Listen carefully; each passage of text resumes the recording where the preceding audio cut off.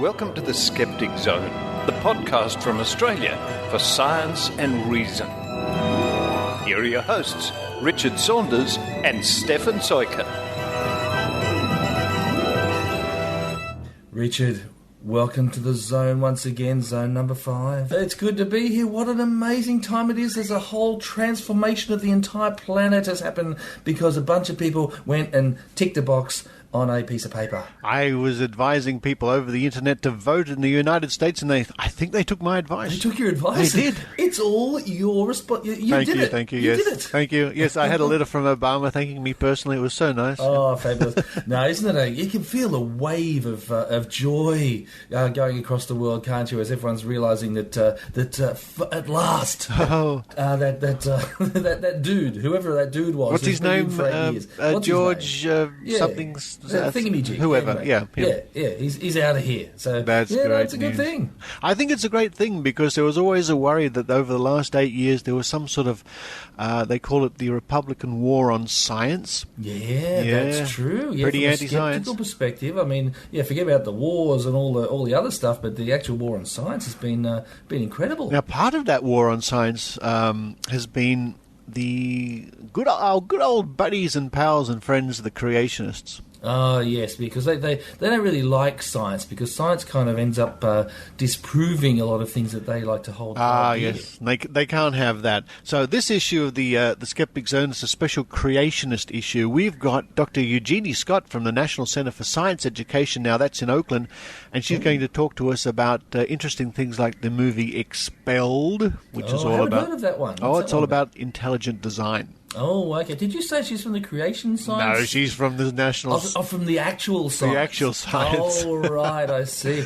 Well, it's going to be an interesting special today then, because it's quite a hot topic at the moment. I mean, the internet is abuzz with all kinds of arguments and debates, and, people's tempers start to flare. Oh, it does. And then we've got an interview with Dr. Paul Willis from the ABC here in Australia. Oh, he's a paleontologist. Yeah, and he is going to talk about the time he debated the creationists. Oh, yeah. But he would have come to that agreement that all dinosaurs have just been placed there by God just to trick us into thinking that evolution existed, just to test our faith. Yeah, well, that's obvious, isn't it?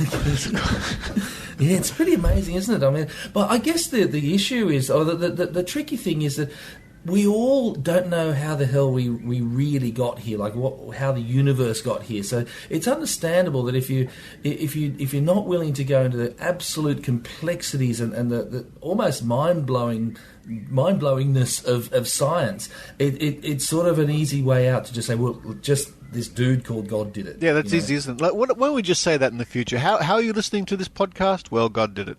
No, that's right.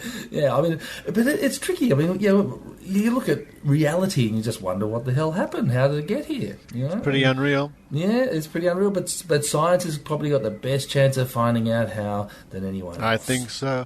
And to round off the show, we have a short interview with Tiffany Day from Macquarie University, who's going to tell us more about the Macquarie Skeptics, a very interesting new group. Oh, yes, they were great. We went there the other day. They were actually quite enthusiastic and quite a lot of fun. It was a lot of fun. Yeah. A quick talk with Sam Wightman, who is a young scientist who won lots of awards being a young scientist. We've got the old think tank, of course, and Dr. Rachie reports. Oh, Richard, it's another fun-filled and action-packed episode of the Skeptic Zone. I can hardly contain myself, Stefan, so we better get straight into it. All right, let's get rocking with the first segment, Eugenie Scott.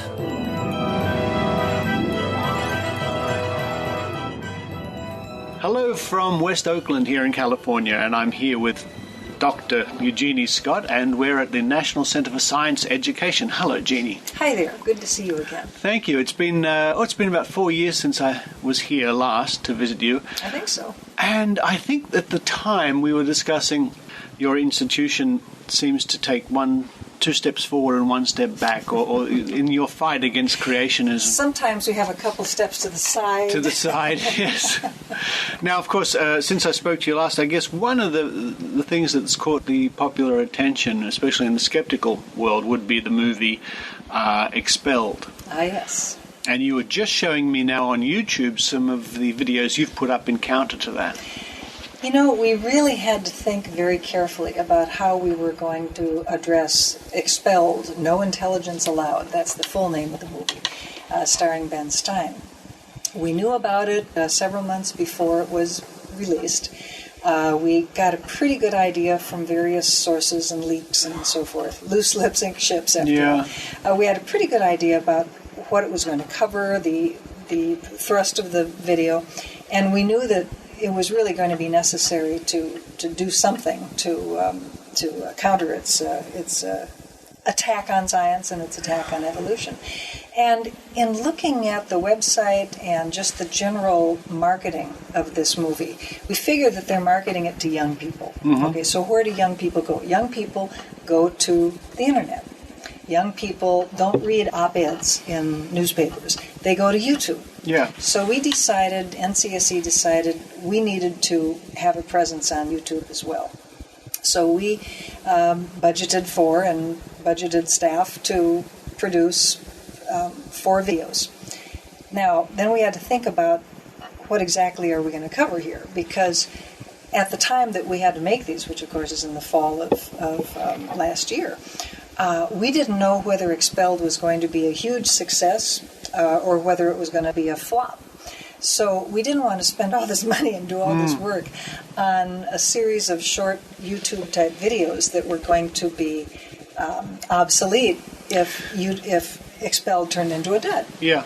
So we decided to talk about evolution and talk about the creation and evolution issue and talk about the things that we wanted to talk about, but do them in a way that it would be relevant to diffusing Expelled, shall we say. Mm-hmm. So the kinds of themes that we talked about in our 4 short videos were all themes that showed up in Expelled, but they could also stand on their own. Right, good idea, yeah. So what we did is we came up with a website, which we...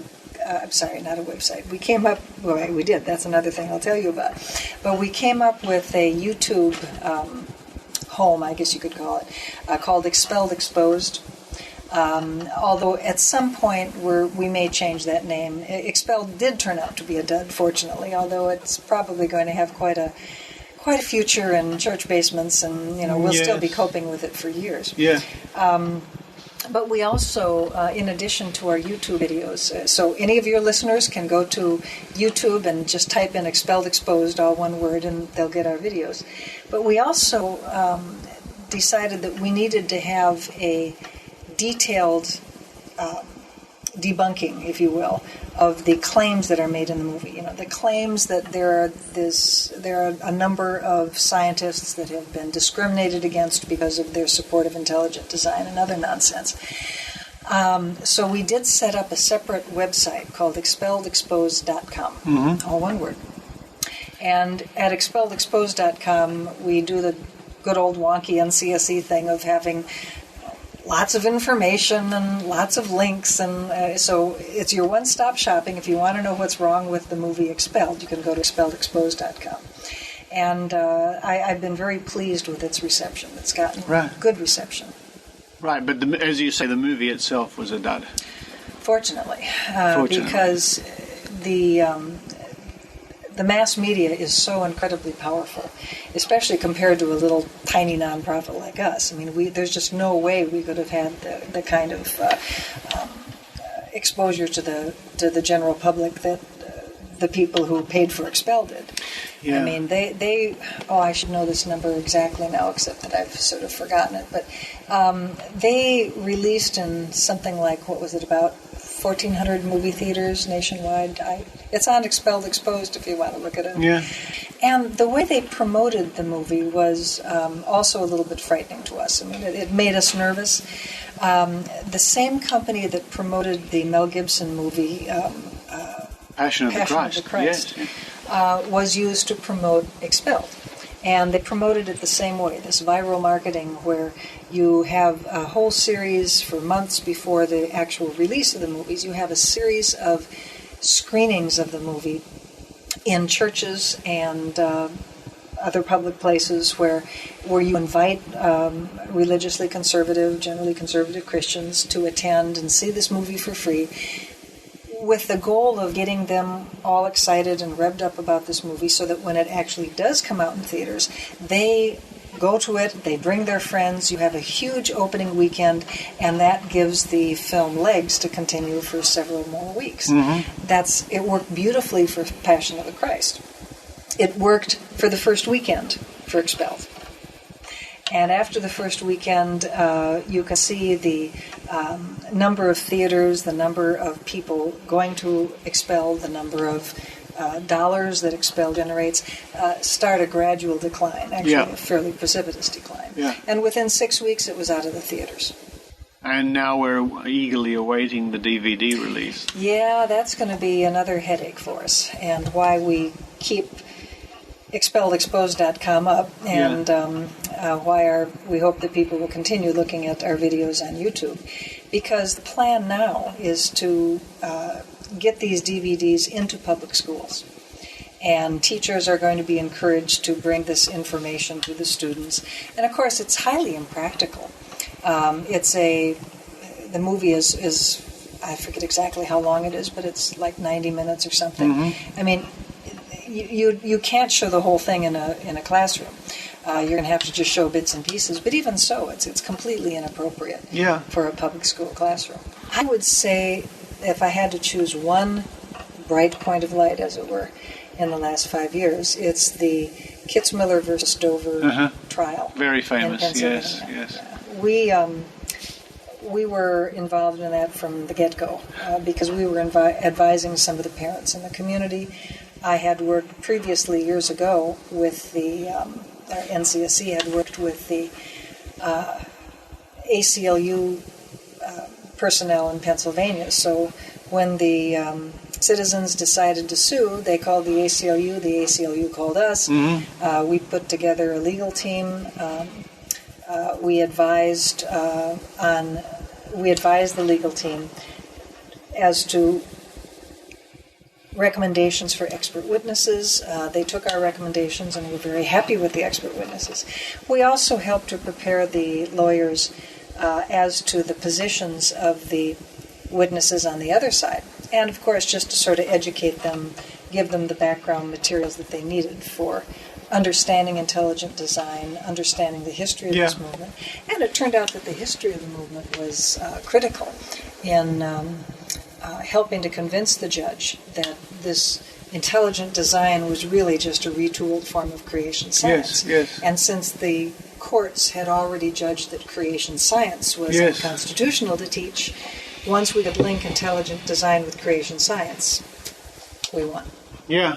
Like I said, that is a famous case, and I've heard you on other skeptical podcasts discussing this case at length, and the judgment apparently makes for very good reading. And it does indeed. That can be downloaded, yes, I believe. Indeed, on our website. We have, in fact, on our website a section on evolution, education, and the law, and we have not only the full decision of Kitzmiller versus Dover, but all of the court transcripts, all of the witness statements from both sides, all of the filings on both sides. We have the most complete court record you could ever possibly spend time reading. Were you present at the?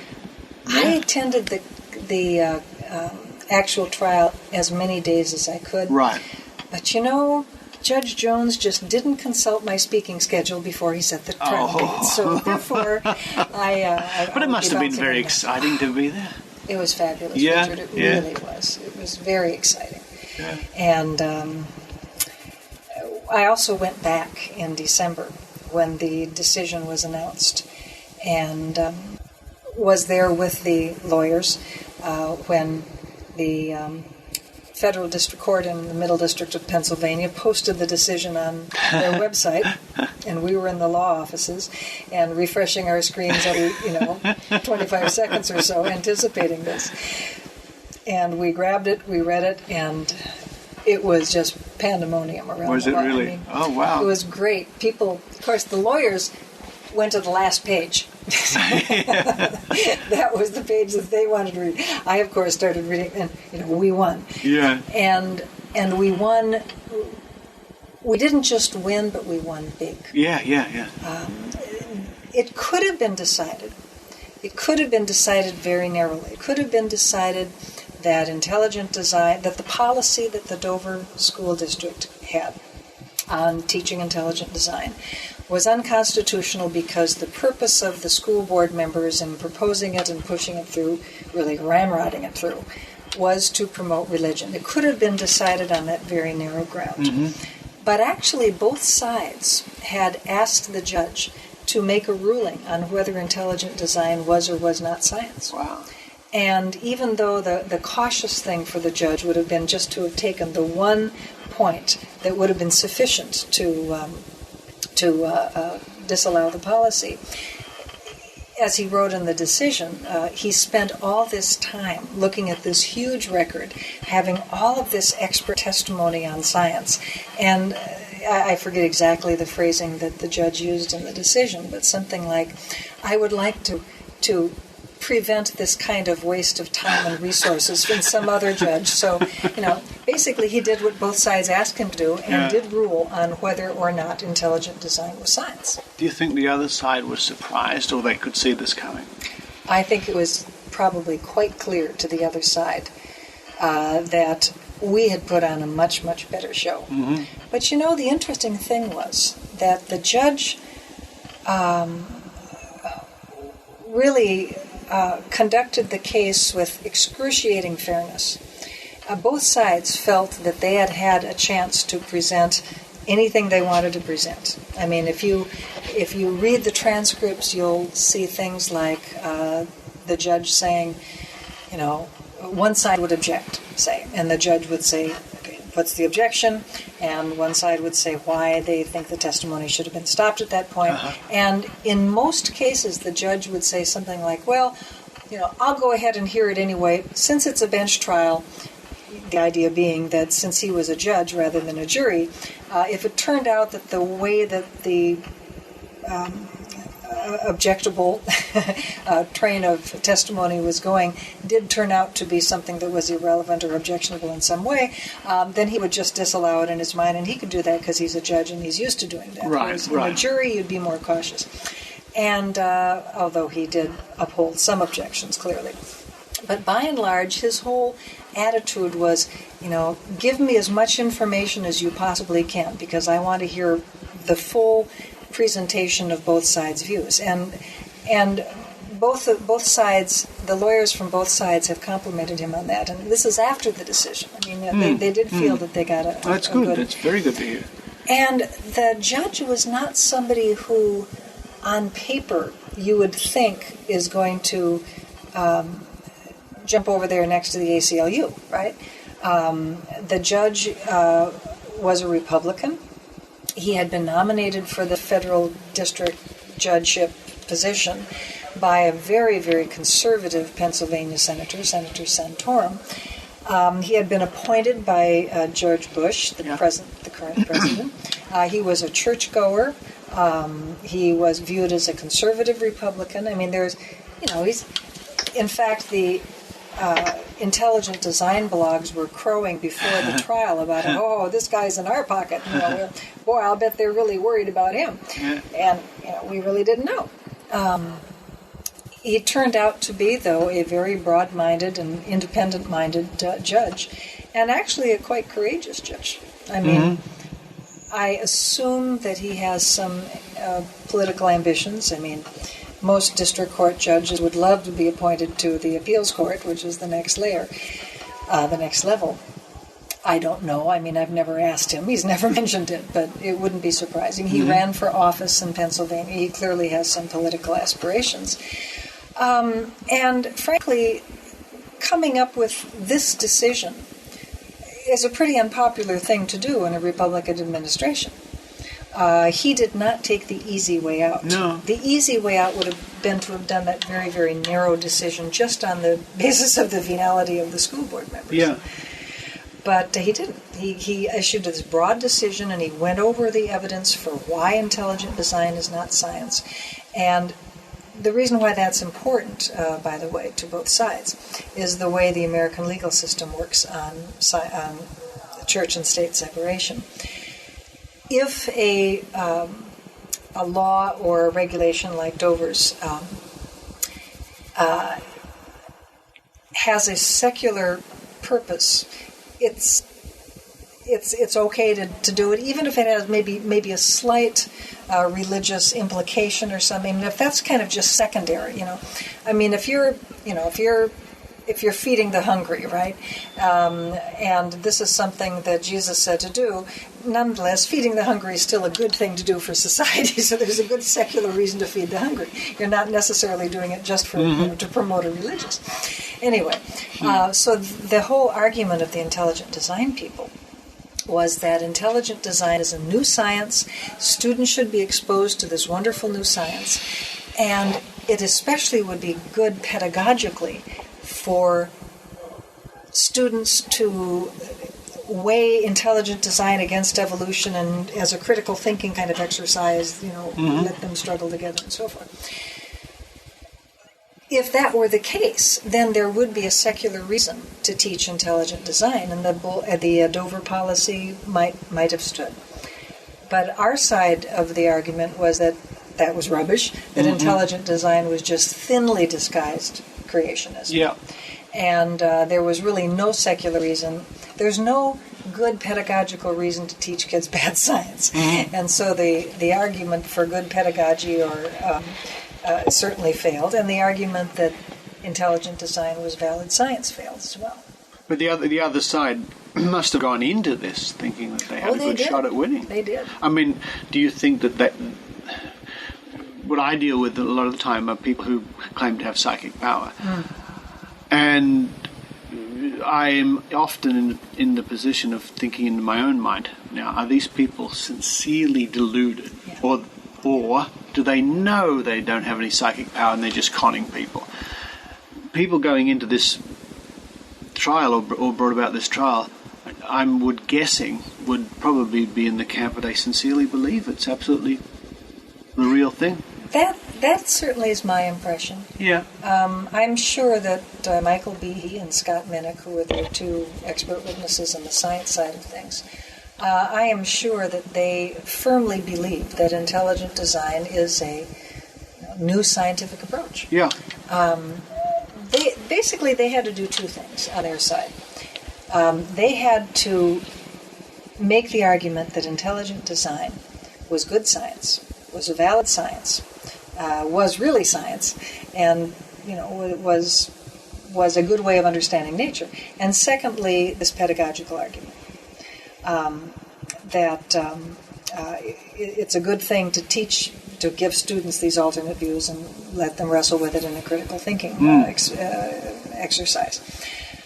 What the other side had to do in Kitzmiller versus Dover is show that intelligent design was good science, valid science, and secondly, to show that evolution was really weak science. Just a theory. Just a theory. It was, in fact, the theory, not fact, also came into the policy that the Dover teachers were fighting against.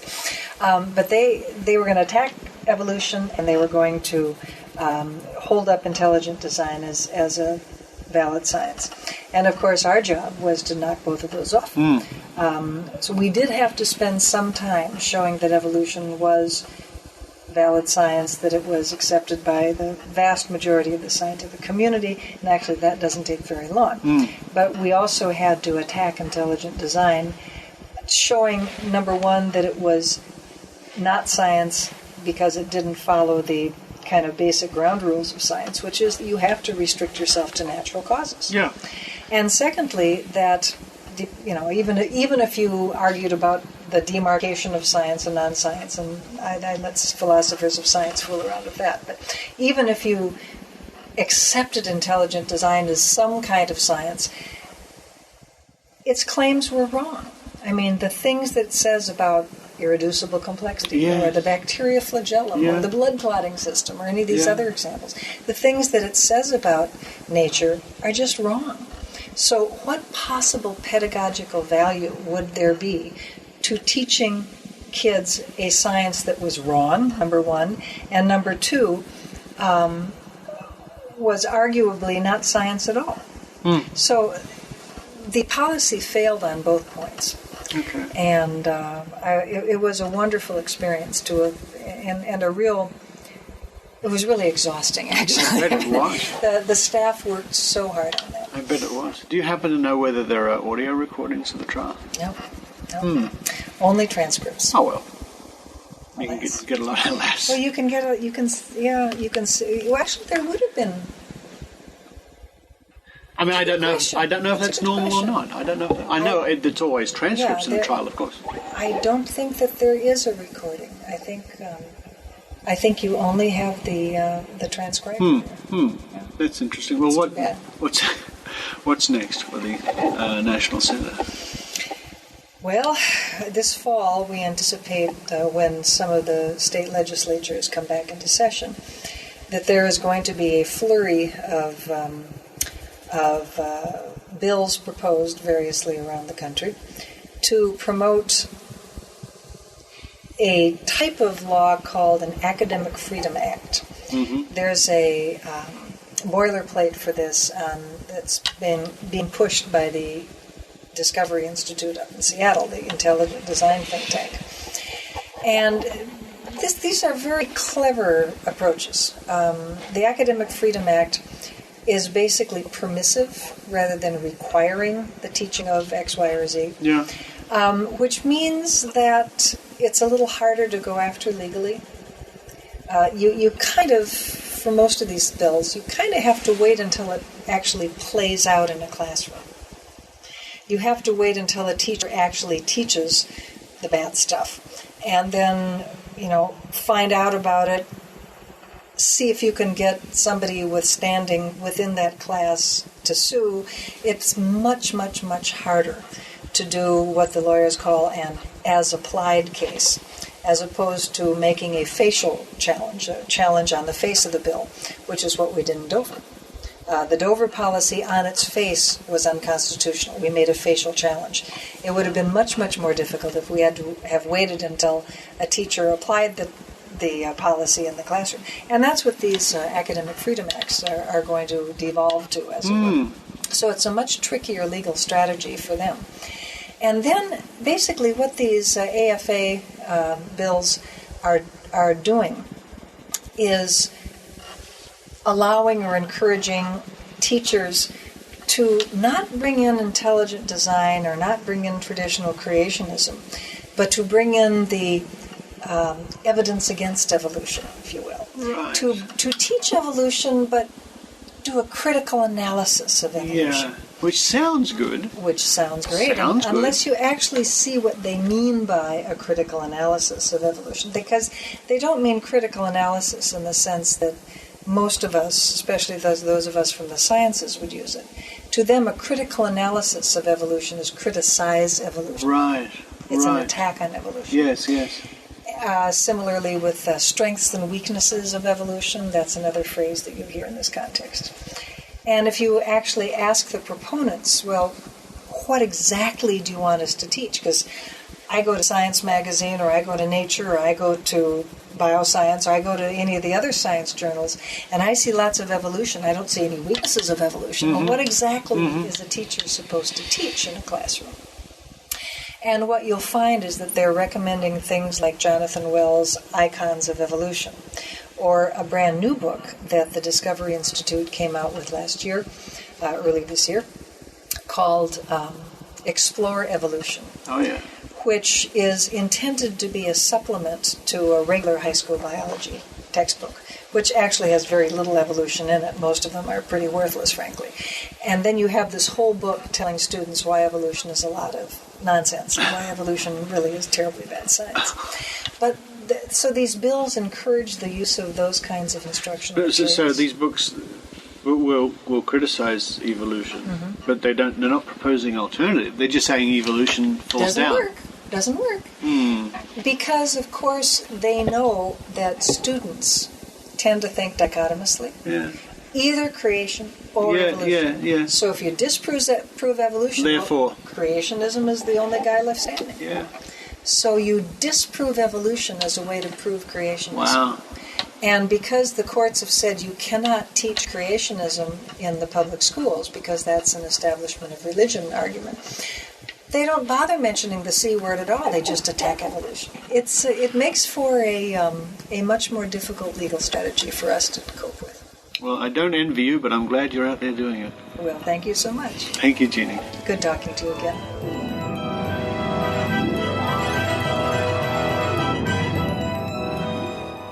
Dr. Paul Willis is a paleontologist, television science presenter here in Australia, and a long-time friend of the Skeptics.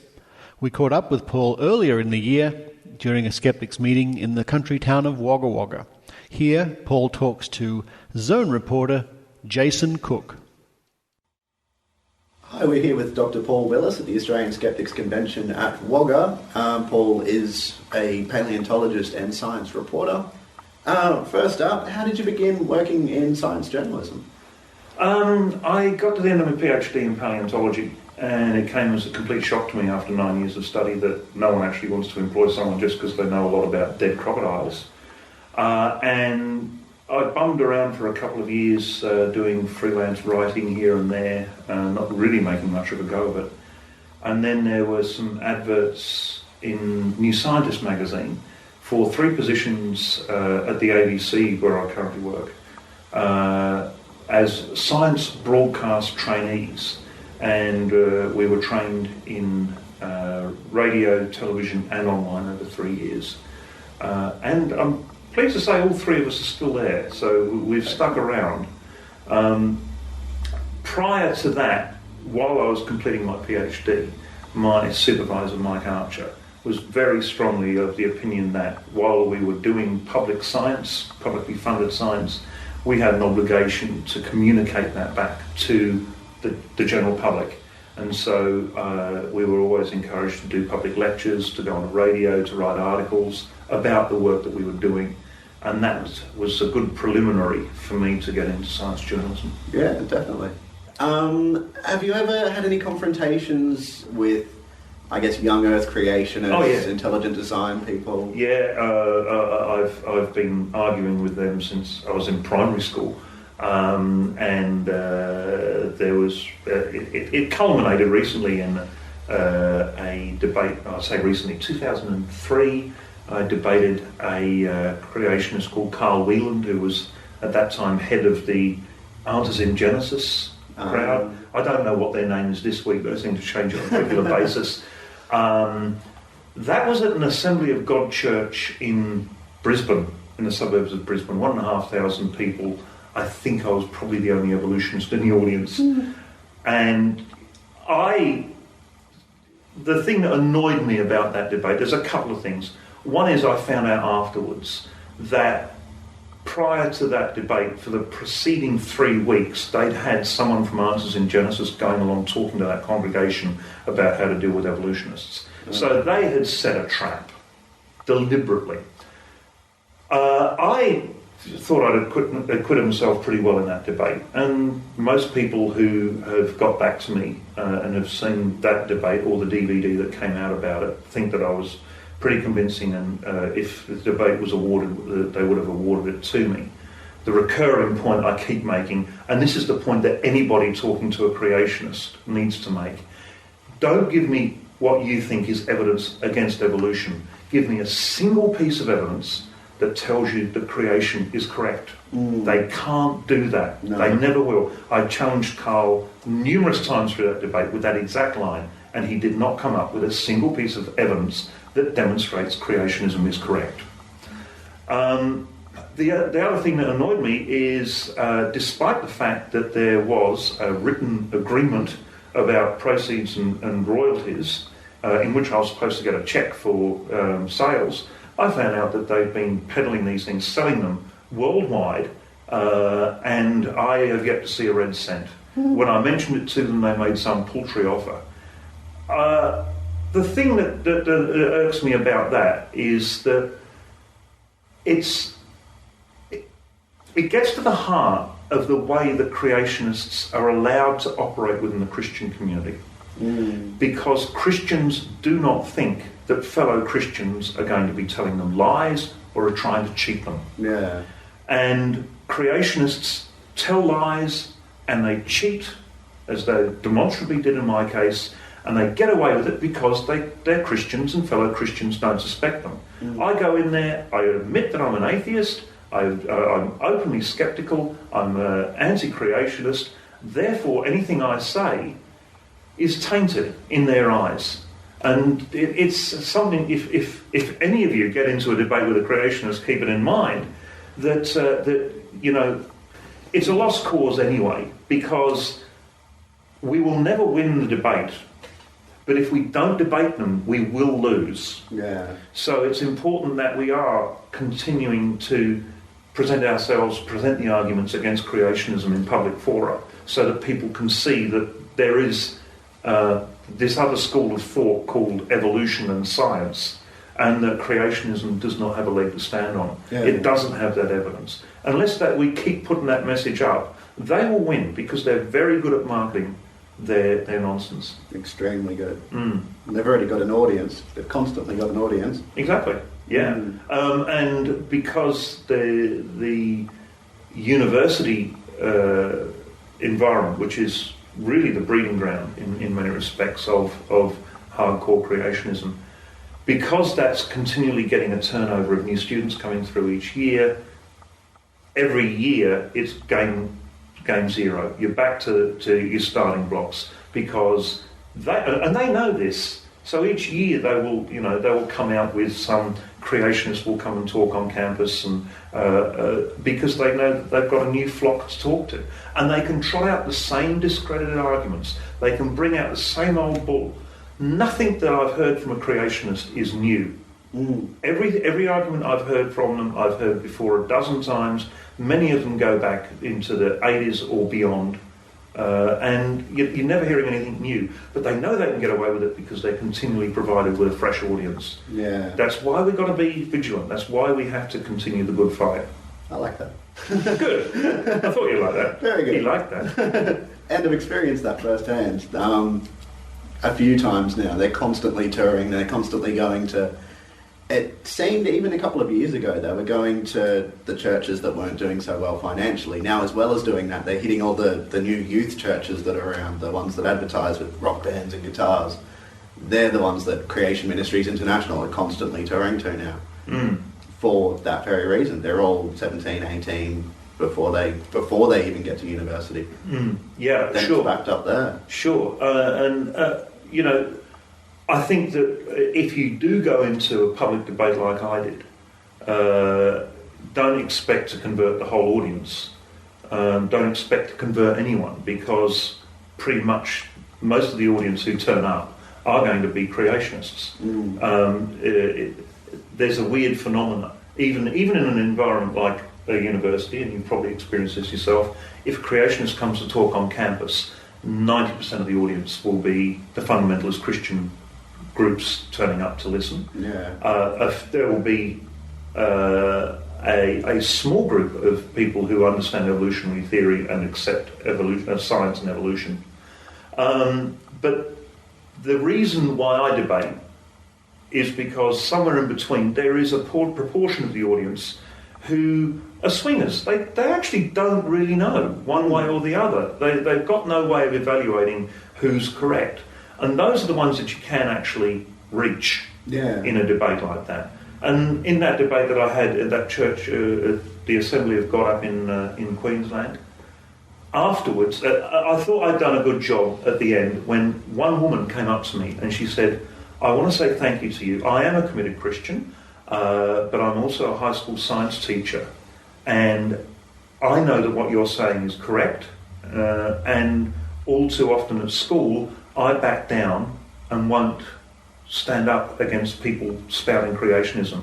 But you coming in here today and standing up in front of an audience full of Christians who are creationists, and standing up and defending what is logically the truth," she said, "that was a powerful message to me, and I'll go out and I want to do that in the future." Now, that was one of 1,100 people who came up to me and said that. There is only a small proportion of the audience that you can sway, but they're worth talking to. They're worth reaching out to sway. Definitely. Yeah. One more person than before. Well, exactly. I don't think that coming out of that debate there would have been anybody going to the creationist camp for the first time. Yeah, definitely.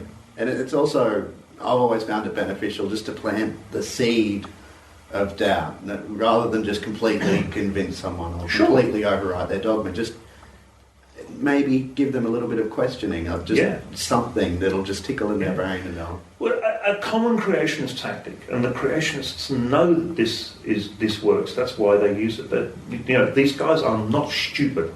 Never make that mistake. They are not stupid. What they realise is they can make a claim, and it takes you as a scientist an eternity to unpick that claim. And so they'll just throw out claims like, I had Carl throwing things at me like, sedimentary layers, yes, we've shown through flume experiments that you can lay them down simultaneously, one on top of the other, no problem, and therefore all of that argument about stratigraphy is completely wrong. Now, for me to unpack that argument, I have to explain what stratigraphy is. I have to explain that the flume experiments are a set of experiments that were conducted in France, have had some success in being repeated in other labs, but complete failures in most. And under a certain set of conditions, you can create what appear to be layers in sedimentary rocks that appear to conform to it. But they do not in any way conform to the way that we see sedimentary rocks having formed elsewhere in the world, out there in the field. So he's able to throw something in there in a glib comment. It would take me an eternity to unpack it, and he's gone on to the next 2 or 3 points. Yeah. The way to undercut them is say, that is an argument against evolution. It is not an argument that demonstrates creationism is correct. Give me that evidence. Give me that evidence that shows that what you're saying is correct, not that what I'm saying is wrong. And we'll take it from there. And if you keep bringing them back to that point, then they've got nowhere to run because they have got no evidence. Yeah, never have. Just recycled arguments.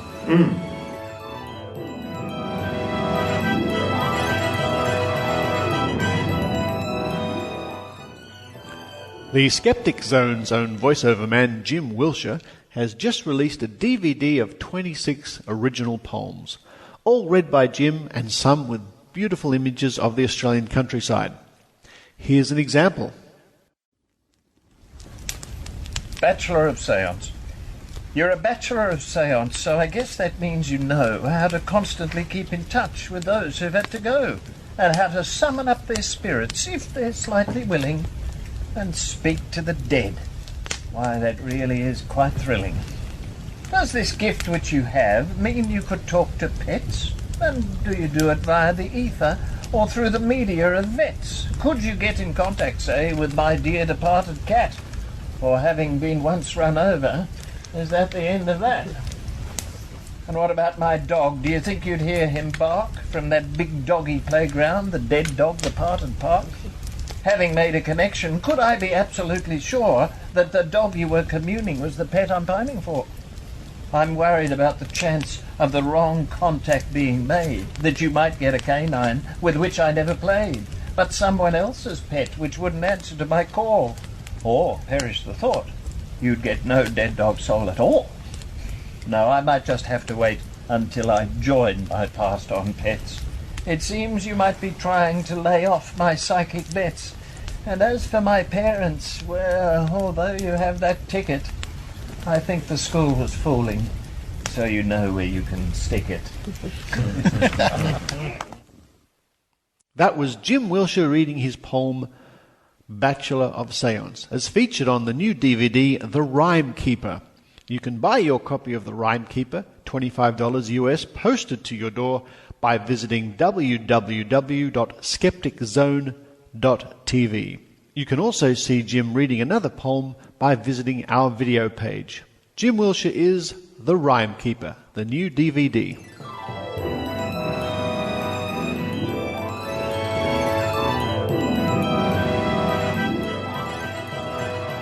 Well, recently I had the pleasure of going to Macquarie University here in Sydney to give a talk to the very new Macquarie Skeptics. And on the line, I've got Tiffany Day from the Macquarie Skeptics. Hello, Tiffany. Hello, Richard. Now, I'm very interested to know, and I'm sure the listeners are very interested to know, a bit about the background. Why is there now, after all these years of skepticism in Australia, something coming up to 30, why is there now a skeptics group at Macquarie University?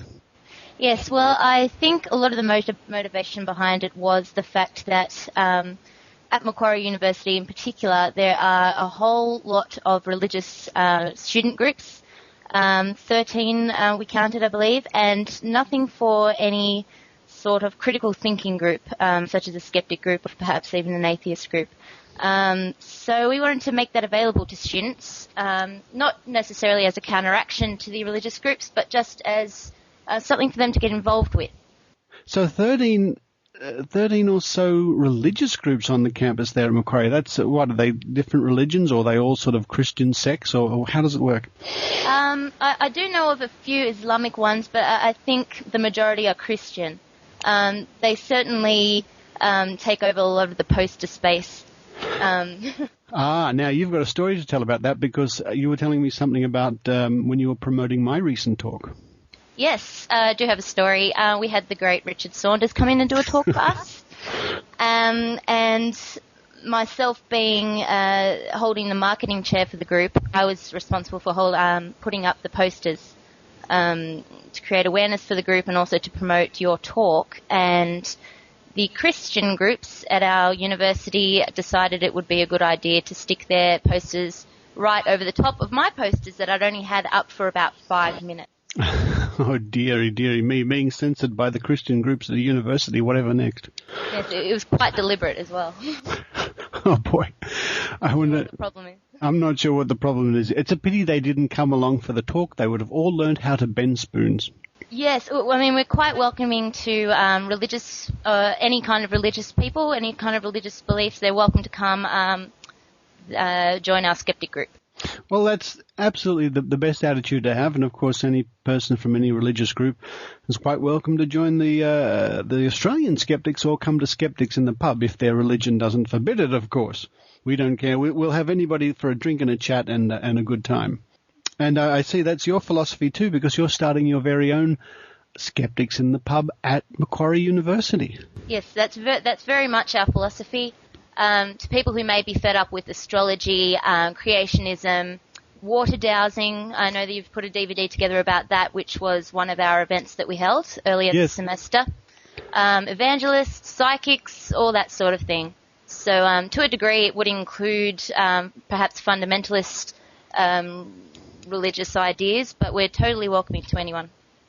I think that's a great attitude to have. Now, if people want to contact you, or people listening to us who attend Macquarie University want to come along or join your new group, how can they do that?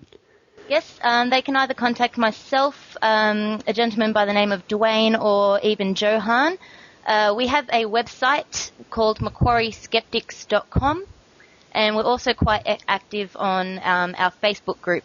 So if you do a search on Facebook for Skeptics at Macquarie, at being the at symbol on the keyboard, we have regular updates and information there on upcoming events, and also contact information. Great news, and of course you have the support of Australian skeptics who are delighted that there's a new skeptical group, especially in the university, and we certainly encourage a lot more in Sydney and all over Australia. So Tiffany Day, thank you very much for chatting to the Skeptic Zone. Thank you for having me, Richard. Now it's time for Dr. Rachie Reports with Dr. Rachael Dunlop. Hello everyone and welcome to Dr. Rachie Reports. Today I want to talk to you about the Mind, Body, Spirit Festival. This happens every 6 months in Sydney and is affectionately known as the Mind, Body Wallet. So take a deep breath, check your temper, and let's delve into what they have in store for us this time round. As I said, it happens every 6 months in Sydney, and the description on the website is as follows. Australia's largest event for personal growth, natural therapies, alternative healing, self-development, spiritual awareness, and much more. You can see, try, and buy hundreds of products and services for your total well-being, physical, mental, and spiritual. So this is a woo festival on a huge scale, with over 190 exhibitors, a spiritual cinema, free seminars, free performance stage, free positive thinking and meditation centre, And of course, it wouldn't be the same without the psychics and clairvoyants. And accordingly, there is a psychic reading room with over 60 of the best clairvoyants who will sting you $40 for a 25-minute reading or $80 for 50 minutes. And this room is always packed, so you are advised to book ahead. We went back in May and this room was constantly buzzing. This year there are several seminars from the psychics featured on The One, Australia's search for the most gifted psychic. But before I delve into that, I want to bring to your attention some of the more weird and wonderful exhibitors. So let's start with weird. Noseworks. Now, Noseworks are suppliers of a product known as the Neti pot, which is also known as a nasal cleansing pot or Yala Neti. And this thing looks like a teapot with an inverted spout. And according to the instructional video on the website, you fill it with warm salty water and then flush your sinuses by pouring it up your nose. Now, one of the websites I visited cited this process as a simple solution to asthma, sinusitis, snoring, hay fever, blocked noses, sneezing, sinus headaches. And even better, it has a cooling and soothing effect on the brain and is therefore beneficial for headaches, migraine, and general mental tension. Well, I wonder, how does it get to your brain if you pour it up your nose? In any case, they also claim that regular cleansing helps the eyes, ears and mind become clearer, as well as it helps clear the mind, giving you a sense of lightness and clarity, which aids better concentration. So go ahead and shove this thing up your nose if you wish. I know one thing, it will most certainly look silly, but as for the rest of the claims, well, dubious to say the least. And the part about clearing your mind and cooling your brain, well, there's no basis in science for this. If you want to see some pictures of how you use this wonderful neti pot, check my blog and you can see some of the amusing pictures of this process in action. But wait, listeners, why listen to me? Apparently this thing has featured on Oprah, but then so has Tom Cruise and Jenny McCarthy. More weird. Now, a couple of stalls that are going to be appearing at the Mind Body Wallet include Nana May's Magic Hands and Teacup Readings with Betty. Now, doesn't this sound like a lovely old lady straight out of the 1950s who wants to make you a nice cup of tea and read your leaves? Now, I thought this stuff went out of fashion years ago. I mean, hasn't Betty heard of The Coffee Oracle by Stacey DeMarco?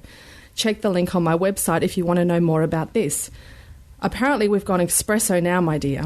We don't use tea anymore. And as for Nana May's Magic Hands, well, I've got no idea what this is about, but I'll be certain to check it out. The next thing I want to talk to you about is just wrong. And all across the festival this year, there are stalls and seminars espousing the benefits of drinking alkaline water. One is entitled, How Water Can Cure Incurable Diseases. And this to me sounded pretty amazing. But when I did some further digging, I found out it was just alkaline water again. And another one is entitled, Food Intolerances, Digestive Enzymes and Alkalization, which apparently will report on 2 new digestive enzymes that will greatly boost your digestive power. Digestive power? This sounds like a washing powder to me. But proponents of this stuff claim, and I quote, the negative ions in alkaline water are a rich source of electrons that can be donated to free radicals in the body, neutralising them and stopping them from damaging healthy tissues. Absolute nonsense. When you drink alkaline water, its alkalinity is quickly removed by the highly acidic gastric fluid in your stomach, and the body regulates its pH by buffering with bicarbonate ions and breathing off carbon dioxide. So I'm sorry, but this is just pure pseudoscience nonsense. So let's move on to supernatural. And of course, it wouldn't be the Mind Body Wallet without the usual collection of psychics. And this year there is a contingent from The One, as I mentioned, giving seminars such as Connecting with Spirit, Messages from Beyond, and You Too Can Be the One, How to Develop Your Own Psychic Gifts. Now, these sound decidedly normal stacked up against things like sonic rebirthing through sound therapy, the Atlantean pathway to Isis, and psychic spoon bending and Egyptian alchemy.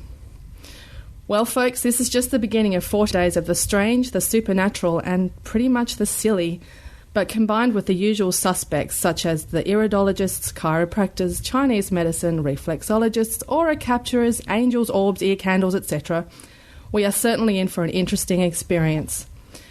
And you can find all the details about this episode of Dr. Rachie Reports on the Skeptic Zone TV blog at skepticzone.wordpress or follow the links from skepticzone.tv. And I also have an additional blog about the mind-body wallet at skepticsbook.com. And I want to thank everyone who's been emailing me with suggestions and feedback, and please keep doing that, and I will try to get onto some of your suggestions in the coming episodes of the Skeptic Zone. But for now, this has been Dr. Rachie Reports at the Mind Body Wallet Festival.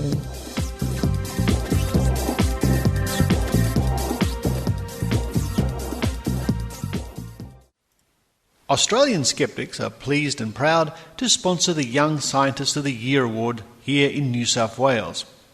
This year it was my pleasure to attend the awards again, and I met up with Sam Wightman. Sam is from Mullumbimby High School, my old high school. Sam did very well this year, winning first place in the Earth and Environmental Science, winning the STEP Environment Award, winning the Royal Australian Chemical Institute Award for Soil and Water Chemistry, and he will be representing Australia at the 2009 Intel International Science and Engineering Fair in Reno, Nevada. Wow. I spoke to Sam just after the award ceremony. Well, we're here at the Young Scientist of the Year Award for New South Wales. I'm with Sam Wightman from Mullumbimby High School, my old high school. Sam, hi. Hey, how you going, Richard? I'm doing well, and I'm really happy because you did so well today.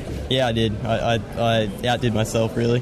You really did. How many times did you come up and collect awards? I think at least, 4 or 5 or something like that? Uncountable. Uncountable. He was up and down like a yo-yo, folks, and he's off to the States. That is so exciting, as one of the big winners. Yeah, I'm very, very excited. I can't wait to go to the States. I've heard it's really nice. It's amazing. You're going to have such a good time. And all you people listening in America, when Sam comes your way... Now, you're going to Reno, I think. Yeah, Reno, yeah. That's where, in 2009, where the Young Scientist... convention is, or a meeting? Yeah, I think so. Oh, I can't wait to go do some spoon bending. That's right, ladies and gentlemen, I must tell you that last year Sam was at the Young Scientists Awards, and I showed him a little bit of spoon bending, and he's become a bit famous up there in Mullumbimby. You could say that. In the local paper with their spoon bending. So not only a young scientist, but a young budding skeptic, I think. Sam, congratulations again. Thank you very much, Richard. And I look forward to even seeing you here again and again. Oh, okay, I will. Nice to see you. Join us now for Drinking Skeptically in the Think Tank.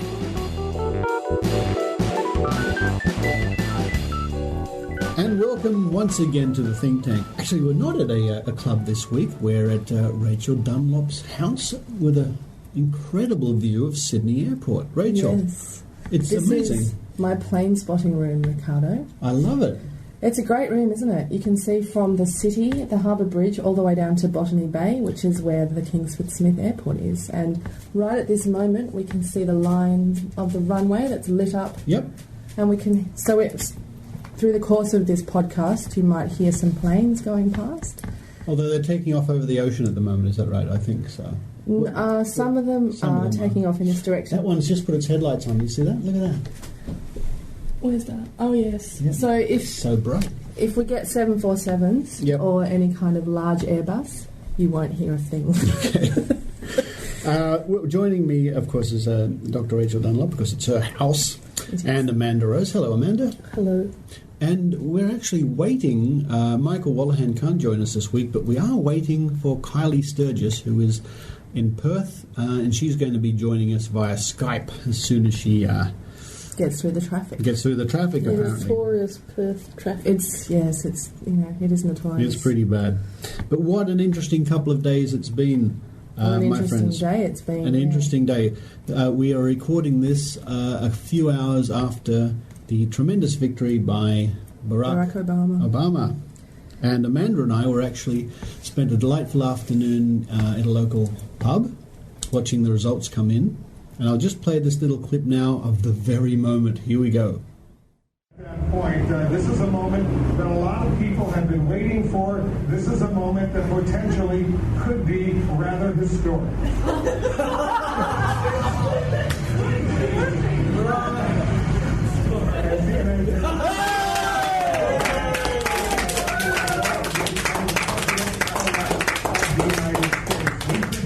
He now has enough electoral votes, more than 270, more than enough to become the 44th president of the United States. United States. This little... So there you go, history as it happened, Amanda. Actually, what it was the exact second that the West Coast states closed their polling, California and the other states, and at that moment they just went... That's it. CNN called it then. Presumptive President Barack Hussein Obama. Yes, congratulations, President-elect. I know you listen to the Skeptic Zone. I wonder if our American friends realise how much the rest of the world was really interested in this election and this result. I mean, in Australia currently, right now, it's about 8:30 at night, and there are lots and lots of election parties going on around the country, and not just from expat Americans either. Well, it's a big event for the world, isn't it? I think so. So that's a big day in history, to be sure. Positive things. I think so. Very positive. And I know John McCain always listens to the Skeptic Zone, so commiserations, John. And I'm sorry, Sarah, you didn't win either. I know she listens to the Skeptic Zone She does, too. yes. Although she's probably gone back to Alaska now to take care of those pesky Russians, hasn't she? Actually, can I tell you something, Richard, about part of the reason why Obama won? Yes. It was based on Feng Shui. Did you know that? I did not know that, This is true. In fact, this story comes from Associated Press, and I found a link to this on YouTube, in fact. And it's talking about the Feng Shui of the office of John McCain and Barack Obama, and making predictions about who would win based on the layout of their office. Now, this Feng Shui expert, her name is Taylor Vance, and she said that McCain's office is eclectic and cluttered, whereas Obama's was clean and modern. Now, for those of you who don't know the concept of Feng Shui, and this is the quote from Taylor Vance, it's the study of our environments that affect the events that happen in our lives, and mysterious connections between these two things that seem to be totally unconnected, but they are connected. In any case, she said that... don't laugh, she's an expert. Oh, I'm sorry, yeah. In any case, she said that Obama's office was very accessible. What you see is what you get. And in the knowledge area of his office, he had a photograph of Nelson Mandela. Wait, in the what area? The knowledge area of his office. You're not familiar with the knowledge area in Feng Shui? Carry on. Okay. So this indicates that he's drawing on wisdom. And in the area of his office that relates to reputation, he has family photos, and this is good. This gives him a good reputation. Whereas this contrasts with McCain, whose office is cluttered, full of knickknacks and trinkets. And the fact that he has a lot of trinkets suggests that his opportunities might get stale or never quite arrive. Now, isn't this amazing? It's just incredible. Because this was predicted a couple of weeks ago. And his opportunities indeed did not arrive. That's amazing. In his reputation area of his office, he has a bust of Teddy Roosevelt, and so this hints at what type of president he would be. But she was asked if there was anything they could do to improve the Feng Shui, to increase their chances of gaining office today. And she said that, yes, the best thing they can do is to place a small fountain at the back left corner of their office. And this, if you keep this flowing, it keeps freshness flowing, and it brings in money and opportunity. But if they both did it, wouldn't that cancel each other out? Well, no, there was one major difference that Taylor Vance pointed out, and in fact this was a disadvantage for Barack Obama, so I'm not sure if she was correct about this. She said that his desk didn't have a wall behind it. It was sort of in the middle of the room. And so this could lead to backstabbing by his colleagues because his back is exposed. And there was also a door behind his desk. Yeah. So this would lead him to be not supported by the people he works with. So this could still happen, I suppose. It's all true, you see. What does Feng Shui have to say about oval offices? That's probably pretty complicated, That's isn't just it? going From around what I in circles. understand about, the spirits and so forth, it seems like it would be some sort of centrifugal or it could be centrifugal spiral of possibly. Feng Shui going. It wouldn't be able to get out the bad spirits. And well, maybe if you put a fountain in the middle of the office, Amanda, I don't know. Well, see, this is a problem because where would be the reputation corner and the There's no corners in an oval office. No. Now, I saw something on television yesterday, in fact, which wasn't so funny, I must say. Now, there's a TV show here in Australia called Mornings with Carrie Ann. Kerry-Anne Kennelly, who's been a TV personality now for some years in Australia, has a morning TV show, I think primarily aimed at women. There's cooking, there's celebrity interviews, advertorials, lots of advertorials, that sort of thing. Sometimes it's in depth, sometimes it's not. They tend to have psychics on every other week, stuff like that. So last week they had two doctors come on, Dr. Penny Adams, who's a regular on the show, and Dr. Christine Bennett, and they were both discussing the virtues of vaccination. As we all know, a good thing, which is commendable, absolutely commendable that a show like that should, to inform young parents about the benefits of vaccination. Unfortunately, this caught the attention of, and wait for this, the Australian Vaccination Network. Now, dear listeners, you might think to yourself, the Australian Vaccination Network, surely that's a network of people interested in promoting vaccinations. No, it's a group of people interested in eliminating vaccinations, although they won't come out and say that. They pretend what they say is, we just want to give parents information and choice. That's all we want to do. But of course the information they give the parents is do not vaccinate. This goes to extremes. A couple of years back, I attended a talk given by these people. Some of the claims on stage by the various speakers they had were that vaccinations is a plot by Western governments to depopulate third world. I kid you not.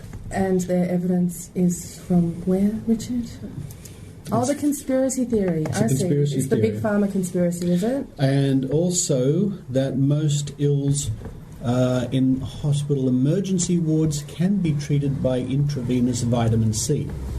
Yeah, you mentioned that to me a couple of days ago, and I thought that was really interesting. So next time I turn up with an amputated limb to emergency, vitamin C, I'll just infiltrate some vitamin C. One speaker also told us that we can use homeopathy to vaccinate.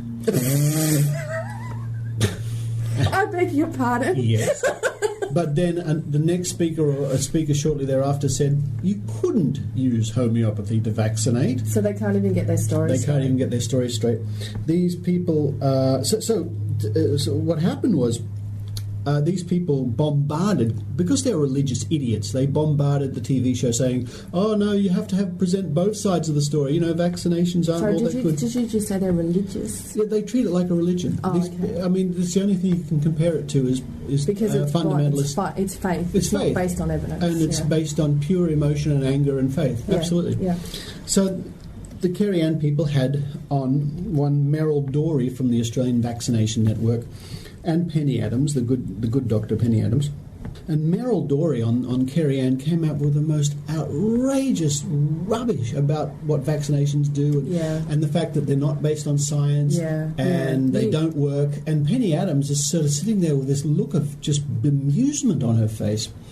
But the trouble is, it gave this ratbag from the Australian Vaccination Network airtime, which was very bad. And also they had on the line, we have an ex-nurse who gave her story about how she didn't vaccinate her kids and her kids are fine and you shouldn't vaccinate. Yes, so this nurse they had on, who probably was a nurse at some stage, I have no reason to doubt that, according to Peter Bowditch, who's our current president of the Australian Skeptics and has done some research on this thing, was in fact now a naturopath. I see. You see. Yeah. And you know what the ND after naturopath stands for? Not a doctor. Exactly right. Now, Rachel, I know you've heard this interview. Yes, I heard this interview, Richard, and I'm so pleased you sent me this. Thank you so much. I was really, really angry. And this woman, the anti-vaccination woman, she uses the technique that many alternative therapists and, believers use, and that is to just bombard you with information. So she was just going a mile a minute, just spitting out all this stuff. Yeah. But it was difficult to keep up with her until she said, this is not based on science. And I realised then, and I already knew that she was an idiot, but at this point I thought, well, she's got absolutely no clue what she's talking about. Does she know anything about how vaccinations are designed and how they came to be. They keep trotting out the same... It's like creationists. They keep trotting out the same line again and again and again. Now, yeah, but what do you mean they're not based on science? Of course they're based on science. They're based on how the immune system functions, and they're designed to treat... To stop invading pathogens. Now, I don't get it. How are we supposed to deal with people like this who wish to inflict great harm on children and babies? It's really difficult. It's really difficult not to get completely hysterically angry at them, quite frankly. Look, while we've been chatting, Kylie is about to join us all the way from Perth. Hello, Kylie.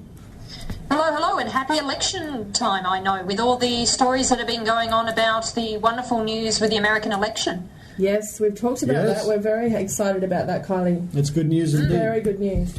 Well, one of the things that I have been researching for quite some time involves superstitions. And although this is from a paper that was published in Cortex back earlier this year, in fact it was published in June, it is about Dr. Christopher French and several other researchers looking into creating your own haunted house. Ooh. Yes. And it's only just sort of hit the main press only recently, possibly due to the fact that it's been Halloween not so long ago. Oh, yes, it is. And so researchers from Goldsmiths College in the UK actually attempted to build a haunted room. And in order to see what they might be able to find, they outfitted a room with EMF and infrasound generators and then put test subjects into the haunted room and tried to figure out what their reactions might be. Well, don't leave us in suspense. What happened? Yeah. What happened, Kylie? Well, apparently most of them reported some unusual sensations, but there wasn't really much of a correlation between feelings of being haunted and the presence of EMF or infrasound, or lack of, as the case may be. Obviously, they tried to do it in an experimental setup, and they said that probably most of the unusual situations that they felt, any sensations they went through, were probably just suggestion. But the participants expecting to feel something after being told pre-experiment. And it was probably just good old temporal lobe ability of the participant kicking in and saying, ooh, this is scary. Now, Kylie, can you please, for our listeners who may not have caught up with this, 2 bits of information, I wonder if you could fill them in. The first one is our friend and colleague at Infidel Guy might need our help, and also the latest news on Stop Sylvia Brown. Yes. Well, first of all, Stop Sylvia Brown, the website has changed, and everyone who has ever blogged about it, sent it via email, or possibly even want to recommend it to people, this new site that they have to go to is stopsylvia.com. It's as simple as that. And unfortunately, it's due to a situation where the ownership of the original site, which is no longer going to be active, that is the Stop Sylvia Brown site, a rather silly person thought that they'd do the doozy whilst Robert Lancaster was unwell and snap it up whilst it was really up for sale since it hadn't been renewed. Unfortunately, they did the rather odd mistake of thinking that once you have the site, the traffic's going to come with it. And of course, that's just not going to happen unless you have the sort of quality material that Robert Lancaster was putting out about psychics and questioning Sylvia Brown's tactics, as it were. People just aren't going to be interested.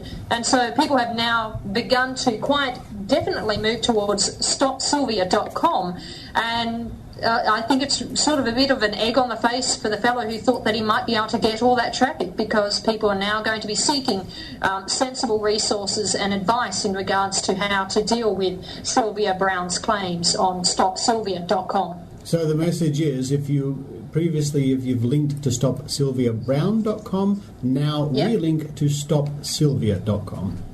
Now, the Infidel Guy, what can you tell us?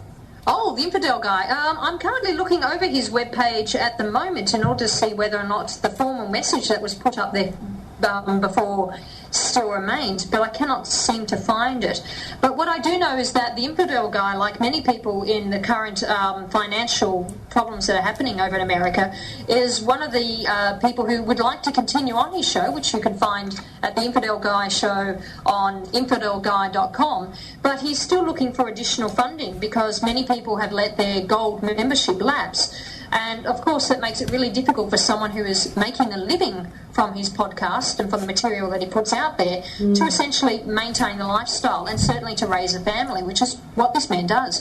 So if people could possibly find it in themselves to donate, to join up and get a gold membership in order to subscribe to some excellent material that he's been putting out there. Certainly he's been a long-standing member of the atheist community in America. It would certainly help him out, and that's on infidelguy.com. Charlie, isn't he one of the original skeptical atheist podcasters to do that? He's one of the first, right? Absolutely. If not the first. I must admit that I first heard about him when I was getting into skepticality, and I believe that there's an excellent interview featured with him on there from several years back. Yeah. Now, here's a segue. Speaking about donating, listeners may be interested to know, and if you go to skepticzone.tv, there's a link. I'm actually growing a moustache at the moment for medical research. Yes, he is. Yes, and that's lovely. For Movember, they call it, Movember. And if you go to the link, you can see a daily photograph of my face. You can see my moustache slowly growing. The progression of his moustache. And because of the very generous donations by some of our listeners and friends, I achieved a certain milestone, and the Movember people sent me a little shaving kit, and here it is. Oh, it's lovely. Just open up what will be inside. A razor. It's a razor. It's a razor. But don't forget, Ricardo, we have to tell our listeners that Movember is an international event. Yes. So our international listeners can also subscribe and donate to Richard. Please do. There's some little information. What's it actually for, Richard? Well, I know that there's in fact 2 charities that are benefiting from it. Okay, I've got a little card here, a little fold-out piece of paper that's come with it, and it's for prostate research. And Beyond Blue, and Beyond Blue, which is depression research. What do we have here? There we are, Beyond Blue card. And I've got a little ad for the razor blade in question from Chic. Thank you, Chic, for sponsoring this worthy cause. It's really worthy. It's a really worthy. They've also sent me. Oh goodness me! We're going to have to put that on Flickr site, aren't we? It's a tiny little comb in the shape of a moustache, so you can comb your moustache. And a little mirror so you can watch yourself comb your moustache at the same time. So that's just wonderful. Don't worry, listeners, I'll get a photograph of that and put it on the website. Why don't you take a photograph right now? There we go. She's got her camera ready. Oh, dear. Here we go. I've got the little moustache on my moustache now. I've got the mirror. Okay. It's not really a moustache, it's just sort of a glorified 3-day growth at the moment. Oh, he's trying, Amanda. I understand you can't make it go any faster. There's not much to... It's not quite luxurious at the moment. I must admit, even though we're not as popular as the Infidel Guy and we haven't really got thousands of people joining up like StopSylvia.com, I think that we should probably get more and more people checking out SkepticZone.tv just to check out our very unique Flickr page, which now seems to have everything from camels to Richard's face being combed. That's right. Let's keep putting up as many ridiculous photographs as we can. That would be tremendous. Yeah, now, definitely donate to see Richard's progress, as it were. Oh my goodness! And actually, at the end of the month, we can all see you on the big screen with a moustache very similar to the one you're growing now. Is that right? Yes, listeners may be interested.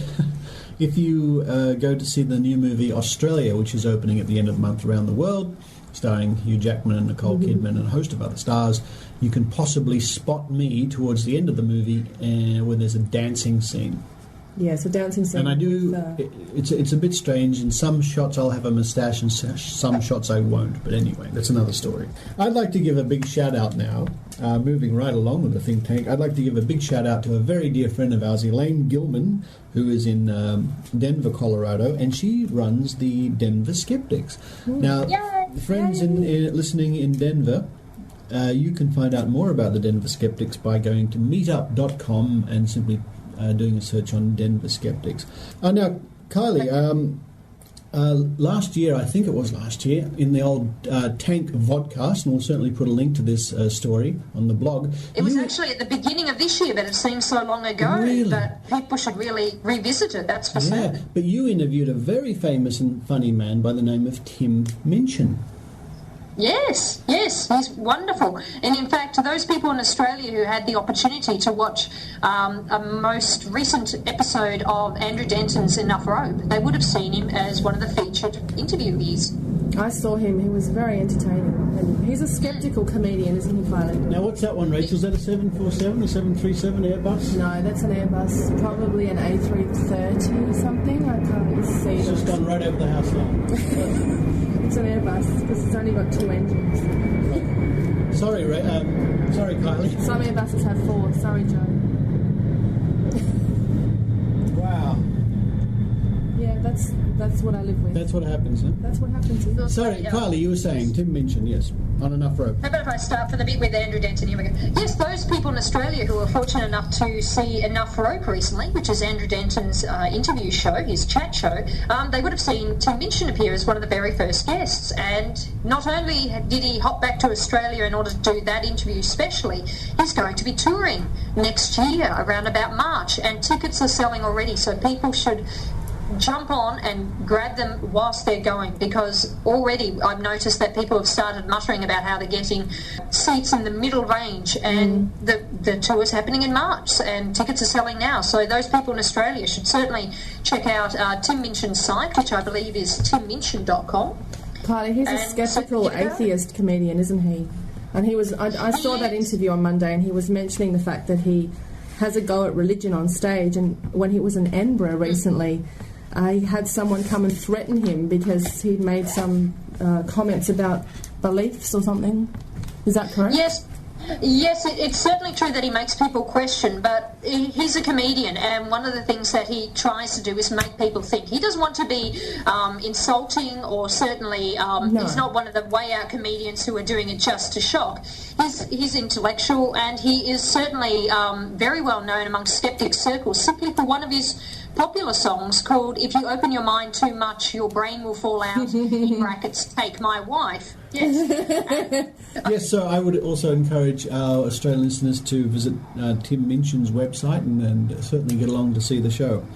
Well, thank you, Kylie Sturgis, for joining us like a hologram. Ooh, it's amazing. Why, thank you, Richard Saunders. I guess I'll just hop into the 6th dimension here and disappear off into a phase of quantum. The only thing she doesn't have, Amanda, is that little circle of red light. You need to be floating on something. And beam in and out. And she's moving too much. She should have her arms straight down her side. And thank you, Amanda Rose, for joining us. No worries. And thank you, Dr. Rachel Dunlop, for letting us use your wonderful room here with a stunning view of the airport. It is stunning, and you're welcome anytime.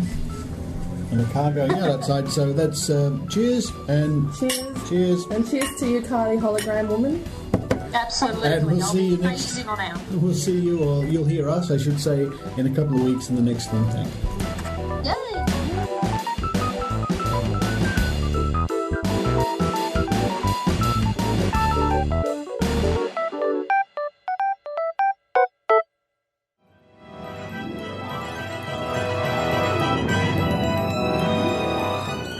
Richard, it gives me such great pleasure to be part of the Skeptic Zone and part of creation. I love being part of creation, Stefan. Oh, just to be able to get such a podcast as we've just produced, it's just been amazing. What a great show, though! What a great show. That was fun. I really enjoyed that. I enjoyed meeting Eugenie Scott once again and Paul Willis and talking to the other people. So you know what? I think we'll have to do it all over again in 2 weeks. I think we will. Once again, the Skeptic Zone has been action-packed and fun-filled.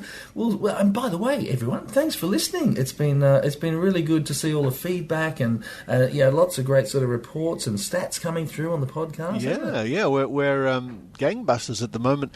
Thanks, and if everybody could just tell one friend or even 2 enemies about the show, would be delighted. Yeah, we want to convert a few people. We don't want to preach to the converted. We want creationists to come and listen to us. I hope they do. Come on down, creationists. All right. All right. Well, thanks a lot, Richard. We'll see you next week or next fortnight. In 2 weeks' time. See you then, Steph. All right. Bye. You've been listening to the Skeptic Zone. Visit our website at www.skepticzone.tv for comments, contacts, and extra video reports. The Skeptic Zone.